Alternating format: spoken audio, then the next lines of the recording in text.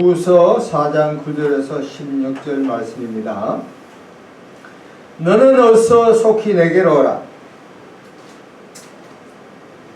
대만의 이 세상을 사랑하니 나를 버리고 데살로니가로 갔고, 그레스게는 갈라디아로, 디도는 달마디아로 갔고, 누가만 나와 함께 있느니라. 너가 올 때에 마가를 데리고 오라. 그가 나의 일에 유익하니라. 두기고는 에베소로 보내었노라.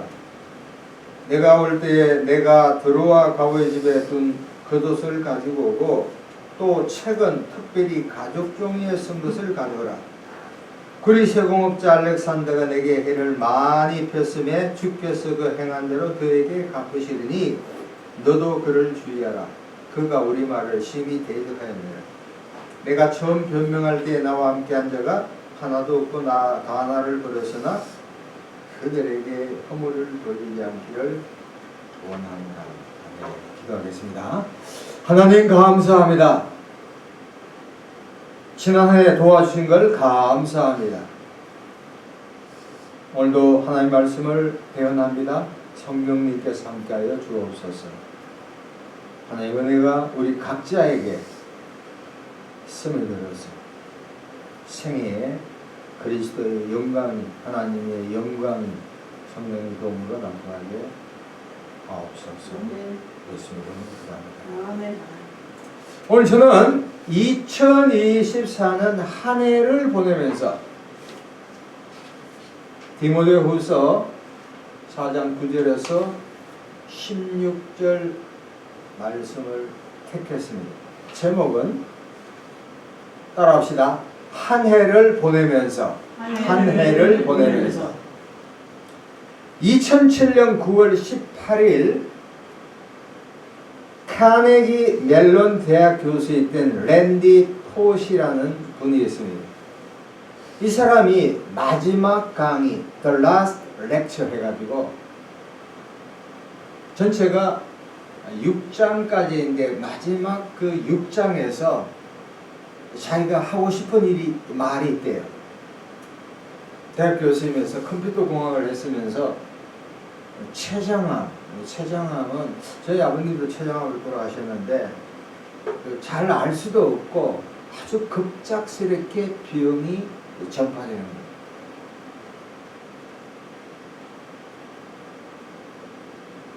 이분이 그 마지막 장에서 다음 같은 말을 합니다.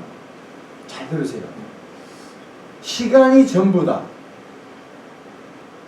당신은 시간이 얼마 남지 않았다는 사실을 알게 될 것이다. 우리가 인생을 살면서 뭐 권력도 중요하고 명예도 중요하고 지위도 중요하고 재물도 중요하고 건강도 중요하지만 가만히 살아보면 뭐가 제일 중요해요? 타임. 시간이 굉장히 중요해요. 그래서 흔히 미국에서 영어로 time is money. 시간이 돈이다. 시간이 돈이다. 그래서 현자 뛰어난 사람은 시간 관리를 잘하고 철저한 사람. 요번에 미국 갔다 와서 수첩을 하나, 또 다른 수첩이 2개 있는데, 하나는 이 기독교 백화점에서 한 영적인 수첩이 있습니다. 주로 영적인 거, 큐티하거나 깨달은 거, 말씀 전하는 거, 기도한 거 이렇게 사고, 또 하나는 15분 단위로 해가지고 하루 종일 이렇게 계획 짜는 그 수첩이 있어요. 가볍지만 주로 계획에 또 실천된 날을 점검할 겁니다. 2024년은 우리 한국사에서 매우 다사다난한 해였습니다. 개인, 가정, 직장, 특별히 나라가 대통령의 탄핵에 대해서 굉장히 이제 곧 결정이 빠르면 4월, 늦어도 6월까지는 날 것입니다. 만약 탄핵이 인용이 되면 새로운 대통령을 2개월 안에 뽑아야 되고, 만약 기각이나 각하가 되면 원대복귀해서 되죠. 이로 인해 가지고 정치, 경제, 사회, 문화 모든 면에서 그야말로 카오스 혼돈의 시대를 가져왔습니다. 특별히 무역한 사람들이 굉장히 힘들어요. 수출은 괜찮겠지만 수입도 환율이 거의 한 1,500까지 치솟음으로 대단히 어려움을 겪고 있습니다. 한국경제나 매일경제의 신문을 보면은 기업가들이 내년 계획을 짜지 못할 정도. 어떤 의미에서는 우리나라 기업체가 외람되지만 그 기업가들이 너무 정부에 의존하지 않는가. 이 기회에 통해서 기업은 기업대로 정치를 떠나서 홀로 서게 해야 되지 않나 그렇게 생각합니다. 자, 오늘 본문의 바울은 말년. 바울이 성사학자 때 28살 28살에 예수님을 만나서 담에색 도상. 그리고 오늘 본문에 섰던 때가 62세, 거의 이제 임종 직전, 순교하기 직전. 이태리에 가보면은 바울이 그 참수형을 당했던 자리가 있습니다. 가이드가 그러더라고요. 바울이 이게 목을 쳐서 떼굴 3번 굴렀대요. 사람들이 관광객이 이태리에 가보면은 그 바티칸에서는 많은 사람들이 있지만 바울이 순교했던 장소에 사람들이 별로 없어. 수녀들이 있고 사람들은 영광을 좋아합니다. 거의 마지막 때 바울이 13서신을 썼는데 오늘 본문의 디모데후서는 목회하는 젊은 목회자 디모데에게 유훈처럼 야, 너 이렇게 목회해라 전해주는 거예요.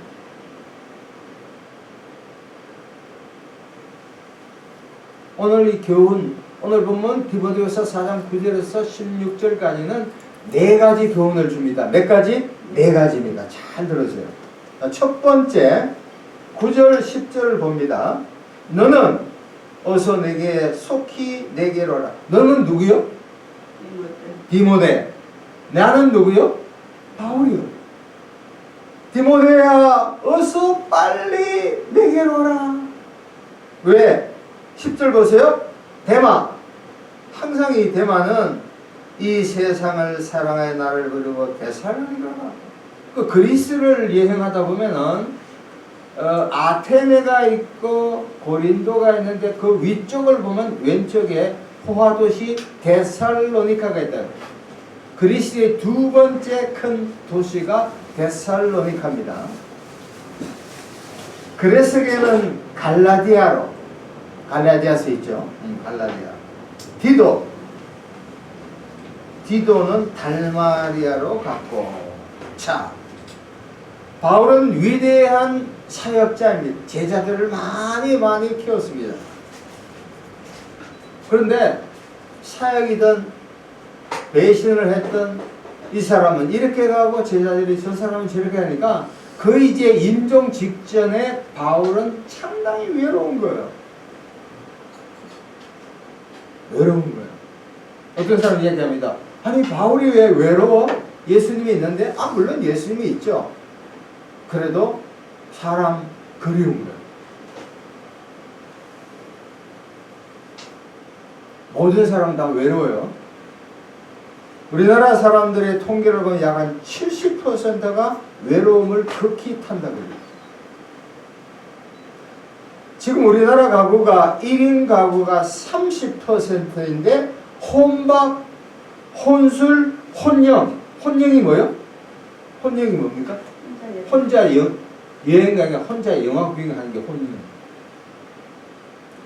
제가 잘 아는 그 정호성 씨의 그 외로움에 대한 이야기인데 수선아에게 보십시오. 울지 마라. 외로우니까 사람이다. 살아간다는 것은 외로움을 견디는 일이다. 공연이 오지 않는 전화를 기다리지 마라. 눈이 오면 눈길을 걸어가고 비가 오면 빗길을 걸어가라. 갈대숲에서 가슴 검은 보요새도 너를 보고 있다. 가끔은 하나님도 외로워서 눈물을 흘리신다. 새들이 나뭇가지에 앉아있는 것도 외로움 때문이다. 내가 물가에 앉아있는 것도 외로움 때문이다. 산 그림자도 외로워서 하루에 한 번씩 마을로 내려온다. 종소리도 외로워서 울려 퍼진다. 나는 참 외로워요. 권력의 정점에 이른 사람들도 엄청나게 외로운 거예요, 인생은. 자, 그럼 이 외로움을 우리가 어떻게 해결할까? 참 중요한 이야기입니다. 어떻게 해결해요? 어떤 사람 그래, 성경 많이 보면 된다, 기도 많이 합니다, 기도원에 가서 뭐 하면 된다, 전도하면 된다. 그러다 끝나고 외롭다. 특별히 2024년 12월 23일부로 우리나라에 65세 넘는 사람이 인구의 20%, 5분의 1. 낮에 전철 타봐요. 65세 넘는 사람이 굉장히 많아요. 5명 중에 1명이. 앞으로 또 다른 25년 되면 국민의 한 반이 65세가 넘는 거예요. 연금이 이제 기대할 것도 없다고요. 자, 여기서 우리가 어떻게 하면 외로움을 견딜까? 물론 예수님, 성령님, 하나님도 계시죠. 기도 많이 하는 것도 중요하고 찬양하는 것도 중요해. 그러나 사람의 그 진실한 사람을 찾아야 된다. 이 말은 다 같이 따라합시다. 멘토. 따라합시다. 멘토. 멘토. 멘토는 뭐냐면 스승 또 영적인 조언자예요. 여친 남친이 아니에요. 먹고 마시고 엔터테인먼트 하는 게 아니라 영적인 조언을 해줄 수 있는 사람이에요. 인도에는 그 구루라는 말에 구루, 스승을 구루라 그럽니다. 그런데 여기서 그리스 말로 멘토가 있어요. 쉽게 말하면 스승, 조언자, 상담자, 멘토. 외로울 때는 멘토와 대화를 해야 돼요. 여러분, 지금 정치가 막 복잡하니까 우리나라에 무당이 막 활개를 칩니다. 무속신앙이 엄청 많아요. 전보로 많이 가요. 기업체도 마찬가지. 정치인들도 전보로 많이 간다고. 자, 근데 왜 이것이 점이 잘못되냐면 계시록 12장 9절에 사탄 귀신은 온 천하를 꿰는 자. 점을 보면 과거를 기가 막히게 알아봐요. 근데 미래는 알똥말똥이에요. 과거는 누가 잘 알아요? 우리가 잘 안다. 내 인생 내가 알지. 누가 잘 알아요? 저에게는 멘토, 멘티라 그래요. 멘토는 스승을 말하고 따라온 사람을 멘티라 그래요. 그래서 저는 멘토와 멘티가 최소한 2명씩 있습니다. 그래서 때로는 인생의 진로 또는 강의할 것을 늘 나눠요. 이렇게. 어제도 미국에 있는 목사님하고 2시간 못 미쳐 1시간 45분간 카톡을 했어요. 대단하죠. 그래서 계속 그러면서 잘 들으세요. 내가 알고 있는 이 주관적인 것을 객관화시키는 작업을. 미국에 어떤 책을 낼 때 자기 책을 내지만 자기 아는 교수들이나 학자들을 통해서 점검을 받는 게 굉장히 필요해요. 그나마 오늘날 많은 사람들이 정치나 경제나 모든 사람들이 독불장군처럼 자기 생각을 막 내. 자기가 옳다고 생각해. 목사님도 자기가 옳다고 해. 절대로 자기가 옳지 않아. 나는 항상 학자의 양심은 틀릴 수 있다는 것을 점검받아야 돼요. 그래야 주관화가 검증될 때 객관화가 된다. 근데 그런 일을 안 해. 목사님들도 정치인들도 사업가들 하면 자기가 그 자리에 서면 내가 왕이다, 내 마음이 맞다, 나는 항상 옳다는 착각을 한다니까. 그러면 절대로 성장할 수가 없다고 생각합니다. 그래서 그 외로울 때는 반드시 멘토를 두자는 거예요. 자, 두 번째, 4가지 중에 두 번째 11절 보시기 바랍니다. 따라하겠습니다. 누구만 나와 함께니라 너가 올 때에 마가를 데리고라. 그가 나의 일에 유익하다. 그는 누굽니까? 마가는 바울에게 유익하다. 두 번째 따라합시다. 관대하자. 시작. 관대하자. 첫 번째는 멘토를 두고 또 관대하자. 이 마가, 이 마가는 아주 재미있는 친구예요.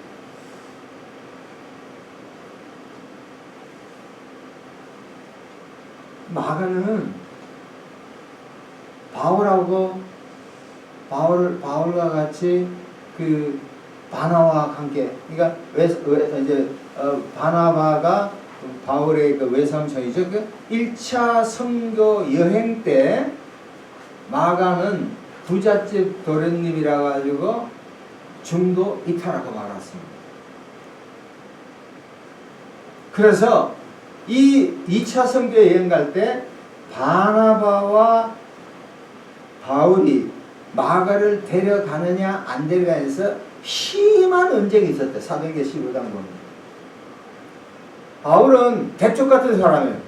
안 된다. 한번 잘못된 놈들은 영원히 안 된다. 근데 반면에 바나바는 삼촌이기도 하고, 왜 삼촌이라고 하지만 너그럽지 않은 사람이야. 데려가자. 이 사람은 설만해. 내 조카지만 얘 괜찮아. 근데 바울은 한 번도 아니면 안 돼. 잘라내. 이놈 안 돼. 사기 노릇하는 거야. 그때 맞아. 바울이 분명히 마가는 실수했어. 잘못했어. 혼내야 돼. 근데 시간이 장시간 지났습니다.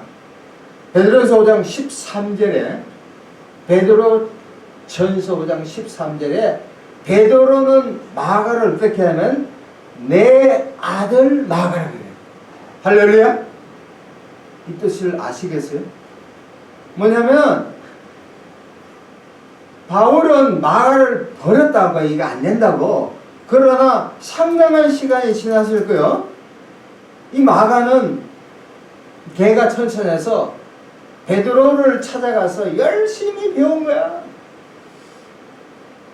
그래서 베드로 선생님 밑에서 수화해서 열심히 배워서 베드로가 마가를 부를 땐 내 아들이라고 불렀다는 사실이에요. 다시 말하면 중도 탈락자가 위대한 복음의 저자. 마가복음을 누가 적었어요? 마가잖아. 마태복음은 마태잖아. 누가복음은 누가고 요한복음은 요한이에요. 마가복음을 지은 사람이 선교 바울의 1차 선교 여행에서 탈락한 사람이에요. 한때 잘못된 사람, 한때 실수한 사람도 하나님의 은혜 가운데 어떻게 해요? 걔가 천승할 수 있는 위대한 사역자로 사용되는 게 마가예요. 마가. 빌립보서 4장 5절에 너희 관용을 모든 사람에게 알게 하라. 주께서 가까웁니다. 사람 관대해야 돼요. 많은 사람들이 자기에게는 상당히 관대해. 저도 그런 면이 많아. 그렇지만 다른 사람들에게는 이것이 이렇다고 자꾸 꼬치꼬치 지적하는 못된 습성이 우리가 참 많아. 거꾸로 자기에게는 엄하고 다른 사람에게 관대해져야 될 줄로 믿습니다. 특별히 아들, 손자, 손자는 이쁘니까 아들, 딸에게, 며느리에게, 사위에게 관대해요. 천주교 황창현 신부가 있습니다. 이분이 자기 직접적인 경험인데 중학교 2학년인가? 담배를 피웠대요. 앉아가지고 빠끔빠끔 피웠대요. 한 달이 지났습니다. 2달이 이제 좀 지났대요. 자, 어느 날 담배 피우는 걸 보고 아버지가 살짝 봤대. 어이, 중학생이 고등학생만 담배도 혼낼 텐데. 근데 아버지가 그 현장을 보시고 나서 몇 개월 동안 언급을 하지 않았대요. 그러다가 어느 날 아버지도 답답했던지 그 딸에게, 그러니까 한 신부님의 누나에게 이야기했대요. 내가 참 못 봐주겠다. 어떻게 중학생이 담배를 피우냐. 그러니까 누나가 황 신부에게 야, 담배를 그래도 좀 커서 피우지 너무 어려서 피우지 않느냐. 황 신부가 그때 그러고 나서 담배를 끊었대요. 그러고 나서 황 신부의 마음에 자기 아버지에 대한 인식이 너무너무 달라진 거예요. 아, 지적할 수 있음을 불구하고 혼낼 수 있음을 불구하고 뭐 망치 아니라 이 막 몽둥이로 나를 두들겨 팰 수 있음에도 불구하고 나를 아버지를 생각한다는 거예요. 아, 아버지는 나의 허물을 덮어주셨다. 그래서 자기가 나이가 50이 넘어도 늘 머릿속에 아버지를 생각해요. 수원에 계신데 지금 돌아가신 거 모르겠지만 그래서 늘 아버지를 보고 싶어요. 근데 우리는 어때요? 반대로 자식이 하면 함부로 막 하대하고 막 엄하게 되죠. 엄하게 대할 건 대하겠지만 이런 관대함이 참 필요한 거예요. 그러니까 관대하는 건 상대방의 허물을 덮고 끊임없는 격려와 사랑, 특별히 자녀들이고 바꾸자고 이야기하면 안 된다니까. 며느리도 마찬가지. 며느리도 내 딸이요. 사위도 내 아들이요. 다 격려하고 칭찬하고.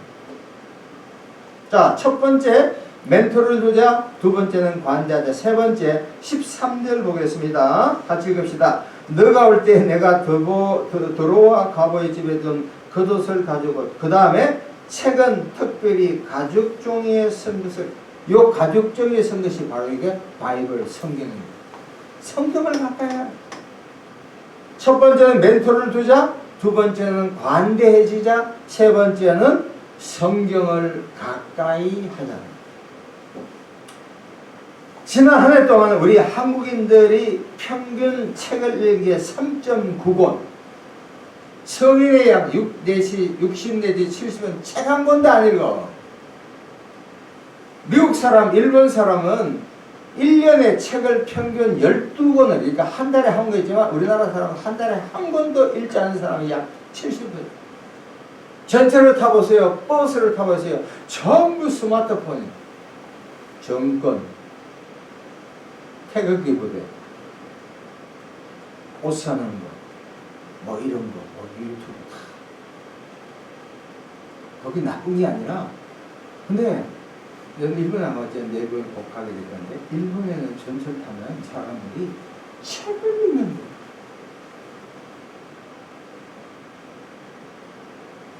거예요. 요새 그런 이야기 합니다. 종이책을 많이 읽으래. 뭐 스마트폰도 됐지만 지금 미국에는 그 책을 볼 때 전자책을 많이 봅니다. 전자책을 보는 거와 종이책 보는 건 질이 틀립니다. 종이책을 보면은 언더라인 줄도 긋죠. 저는 1년에 성경을 한 권씩 읽어요.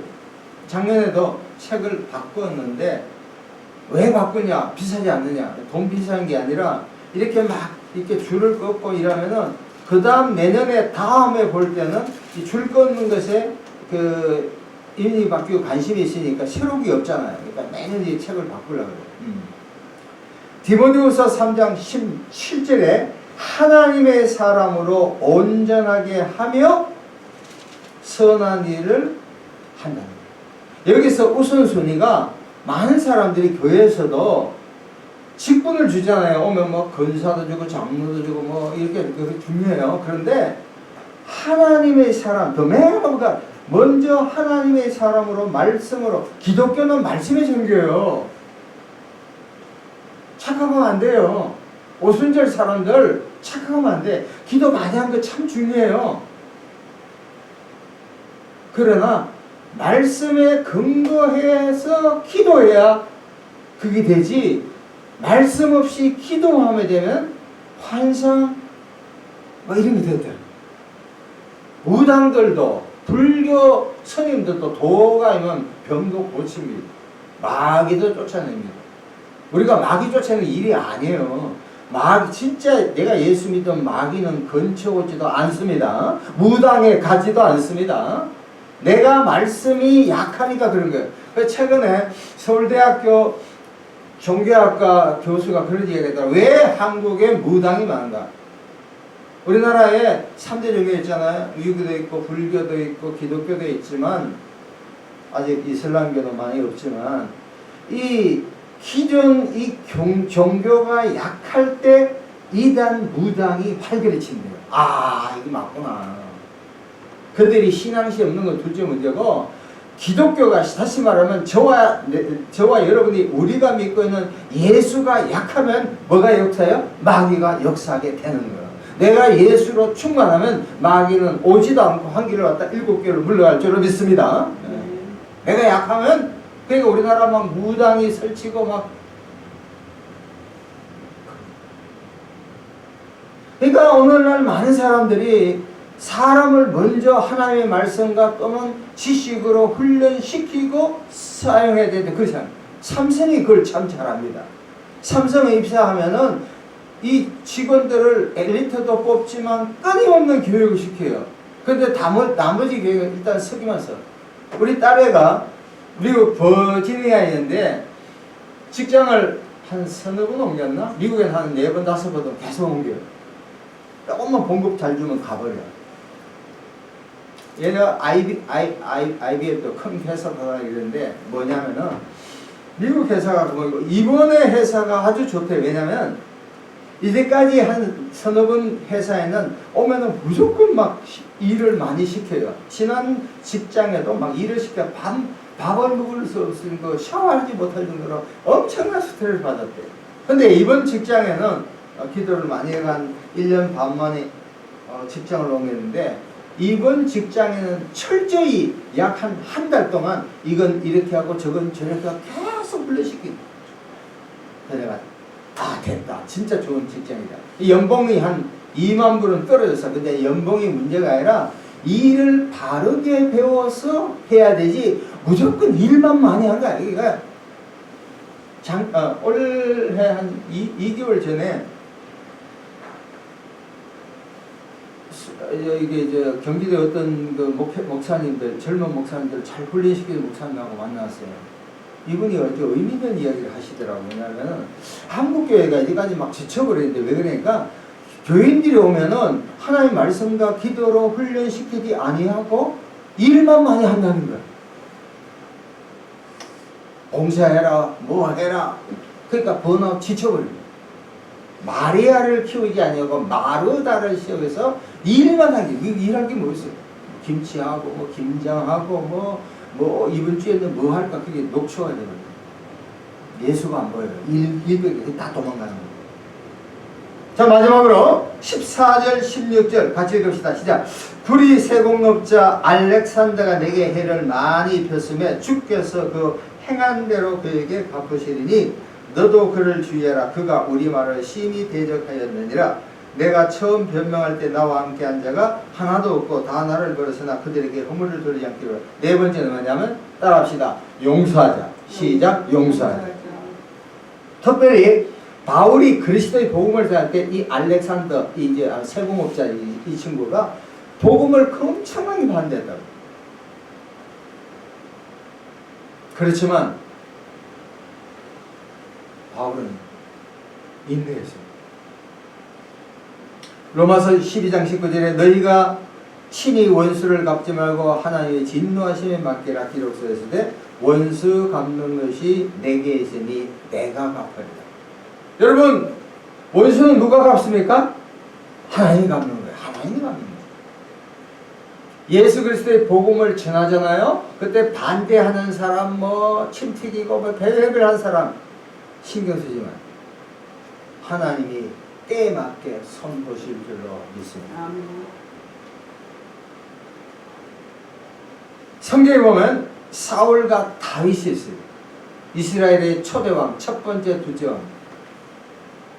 사울은 처음에는 아주 겸손했어요. 그 다음에 다윗이라는 떠오르는 사람이 떠오니까 시기 질투예요. 그래서 자기 사위에도 불구하고 죽이려고 그랬어요. 반면에 다윗은 사울이 아무리 미워도 자기를 죽이려고 절대로 죽일 수 있음에도 불구하고 절대 죽이지 않아요.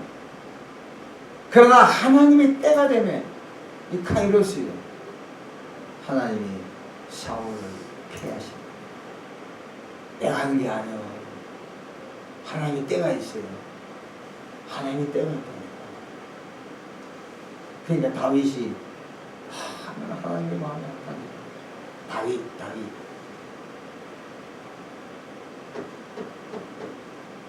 말씀을 맺습니다.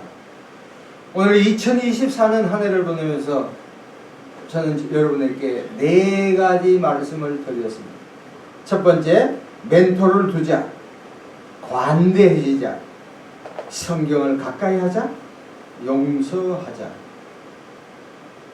지난 한 해 잘한 것 다 잊어버리시고 잘못된 것 교훈을 얻고 다가오는 2025년 내년에 을사년입니다. 내년은 무슨 띠입니까?